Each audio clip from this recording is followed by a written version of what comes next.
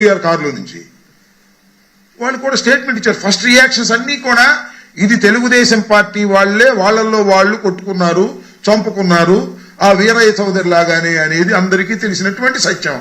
దొరికిందిరా dead body పెట్టండి రా అన్నారు. ఇద్దరిని పాపం అన్నదమ్ముల్ని పెట్టేటటువంటి కార్యక్రమానికి దిగజారిపోయారు.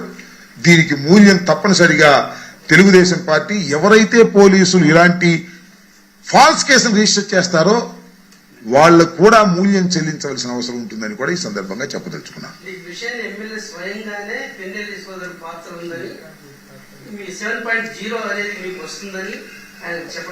అదే ఎమ్మెల్యే గారి ప్రోద్బలంతో, ఈ జేబీఆర్ గారి ప్రోద్బలంతోనే ఈ కేసుని పెట్టారు.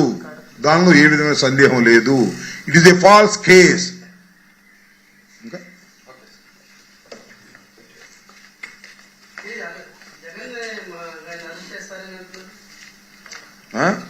జగన్ గారిని అరెస్ట్ చేస్తారని అంటానే ఉన్నారుగా.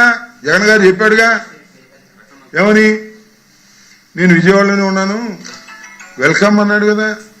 జగన్ గారిని అరెస్ట్ చేస్తారని అంటున్నారు. జగన్ గారికి అరెస్ట్ కావడం జగన్ గారి కొత్త ఏం కాదుగా. జగన్ గారు 16 మాసాలు జైల్లో ఉన్నాడుగా. జగన్ గారిని అరెస్ట్ చేస్తారు, పిన్నెల రామకృష్ణారెడ్డిని అరెస్ట్ చేస్తారు, వాళ్ళ తమ్ముడిని అరెస్ట్ చేస్తారు. కాంగ్రెస్ వాళ్ళు వైఎస్ఆర్ కాంగ్రెస్ పార్టీ మొత్తాన్ని అరెస్ట్ చేసి జైల్లో పెట్టి బాబు కొడుకులు ఇద్దరు రాజ్యం వెళ్ళుకుందాం అనుకుంటున్నారు. చూద్దాం దాని సంగతి ఏంటో, పెట్టమని చూద్దాం. మనం ఏం చేస్తాం? పోలీసులు వాళ్ళు చెప్పినట్టు వింటున్నారు, లోపలేస్తున్నారు, బెయిల్కి అప్లై చేసుకుంటున్నాం.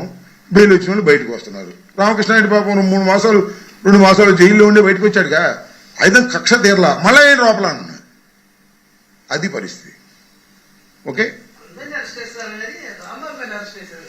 చెప్పాగా మొన్న, నువ్వు రాంబాబు గారిని అరెస్ట్ చేయట్లేదంటావు, లేకపోతే పవన్ కళ్యాణ్ గారు అట్లా అన్నాడు ఇట్లా అన్నాడంటే నేనేం చెప్పను సమాధానం? అర్థమైందా? ఇంకా